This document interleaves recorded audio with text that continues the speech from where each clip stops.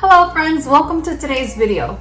In today's video, we are going to be showing you how to start your eyelash extensions practice with a sponge. Remember, if you need materials to follow along with this practice, you can go ahead and find them at www.nanamonabeauty.com. My name is Monica. I am one of the founders of Nana and Mona and also your English version instructor, and I hope you enjoy this video. Anywhere you go, you belong. Anywhere you say, anywhere. Y recuerden amigos, si les gustaría ver esta misma versión, pero en español, pueden revisar el canal de mi amiga Adriana que está acá arribita en los links. Many of the people who have entered the eyelash extensions world have not had a chance to work or familiarize themselves with eyelash extensions professional tweezers. Yes, maybe you guys have used tweezers for eyebrows, for removing the hairs, but this is not the same. The tweezers that we work with actually go in both hands, which means that we need to acquire the correct practice and the correct movements of our hands before we start to apply extensions on a real person. We always recommend that you do not start right away practicing on a real person because there's so many risks and so many things that can go wrong, including burns or irritations, or even the simple fact that we still don't understand how much amount of pressure we need to be applying on a person's head. One of the things that can distinguish you or set you aside from all the other technicians is that you apply the extensions so lightly with such a soft touch that the person doesn't even notice that they're even getting this procedure done. For this practice, we are going to be seeing how we are going to be moving and positioning our hands, how we are going to be positioning ourselves, and also we are going to simulate the area which is a little more reduced where we will be applying eyelash extensions so that you can get the best experience that you need. Basically, we're going to start familiarizing ourselves and bringing a little bit of that reality into our practice so that we can begin to adapt. With that being said, let's get started. The materials that are needed to carry out our practice today are a cosmetic sponge, crystal,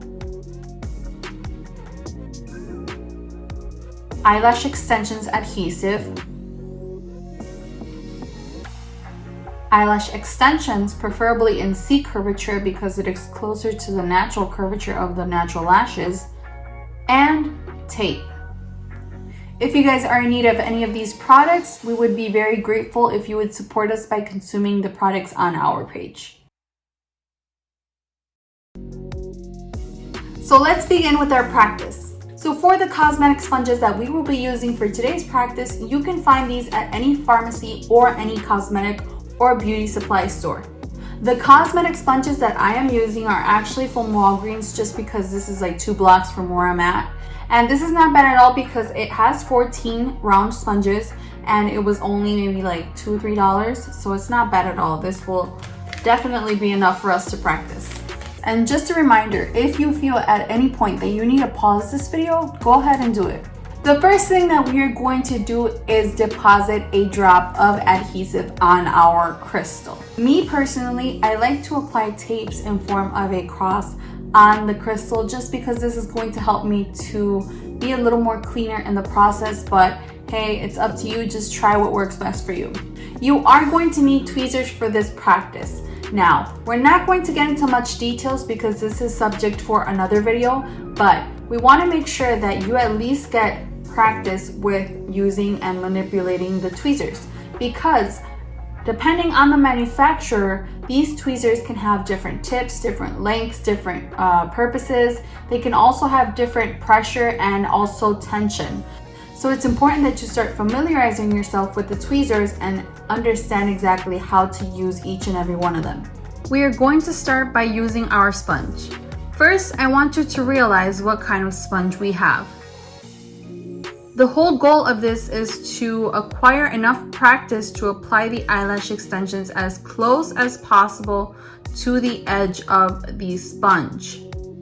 Very close to one another, and these extensions are going to be simulating the natural birth of the natural eyelashes. We are also going to practice how to control the amount of adhesive that we're using. So we're going to start with using our C.15s or C.12s, as long as it's a C curl.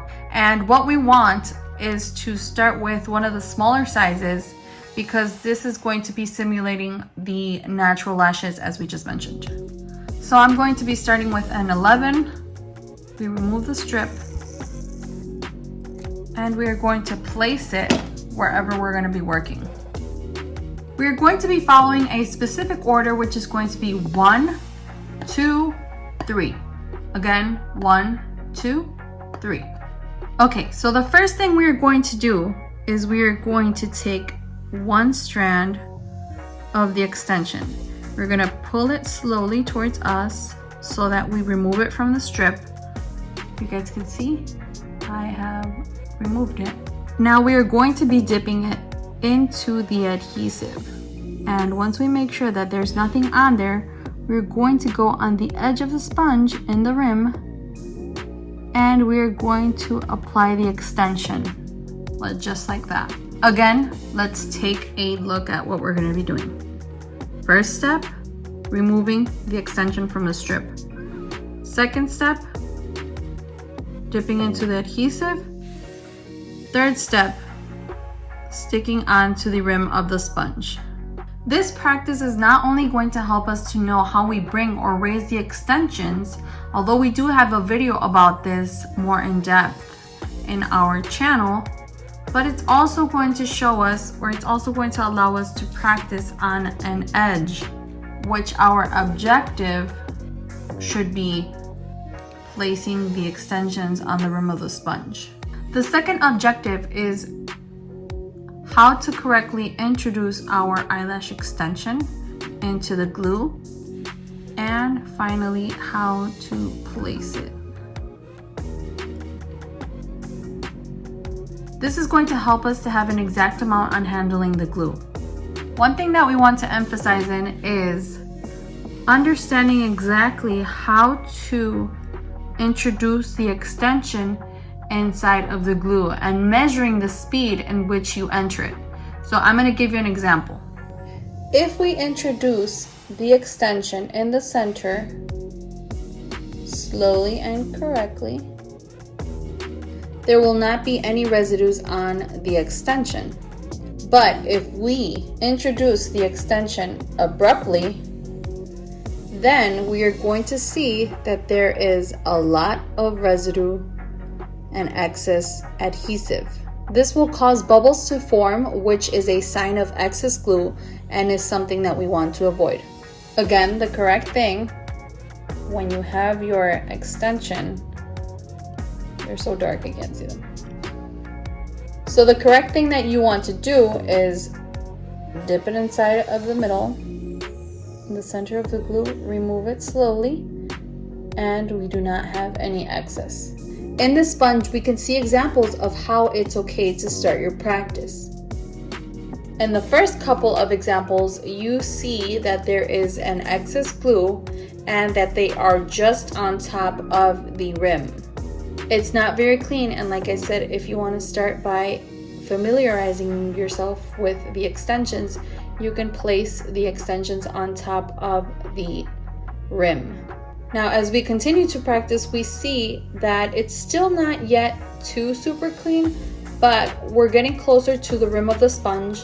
The glue is no longer as excessive as here, and we are starting to better our technique. The eyelash extensions are a little more straight than compared to here.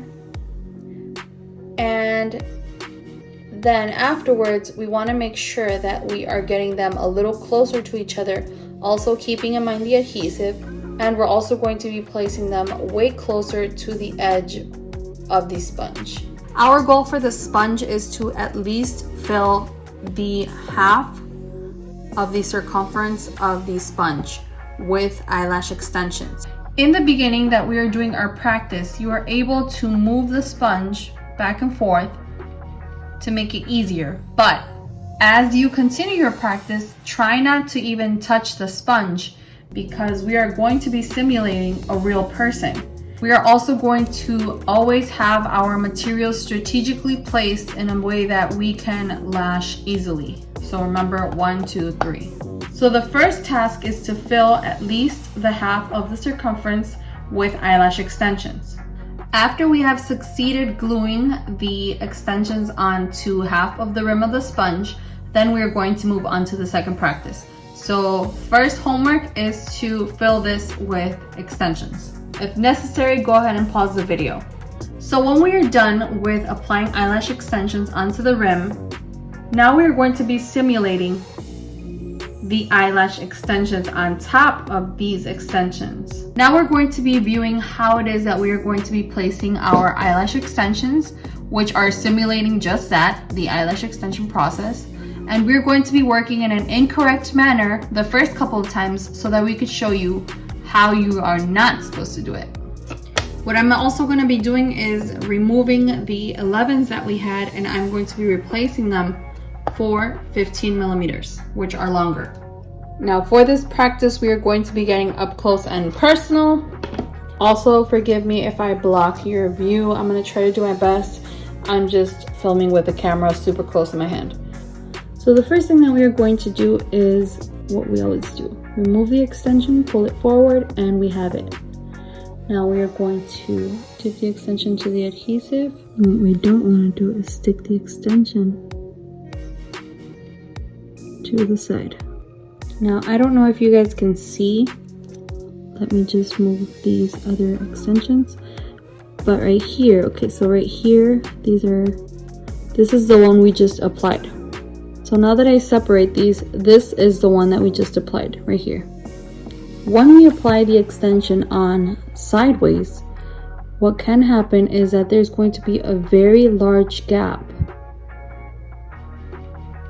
And that is going to allow for the extensions to fall off prematurely.